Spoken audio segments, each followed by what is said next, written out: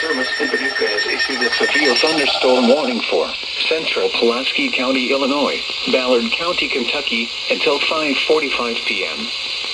At 5:05 p.m., a severe thunderstorm was located over Caro, moving northeast at 30 miles per hour. Expected hazards include 60 miles per hour wind gusts and quarter-size hail. This is a radar-indicated threat. The following impacts are expected. Hail damage to vehicles is expected.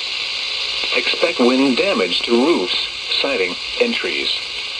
Locations impacted include La Center, Mounds, Barlow, Mound City, Kevel, Olmsted, and New Grand Chain. This includes Interstate 57 in Illinois between mile markers 5 and 15. Repeating, a severe thunderstorm warning has been issued until 5:45 p.m. for the following counties: Pulaski, Illinois, and Ballard, Kentucky.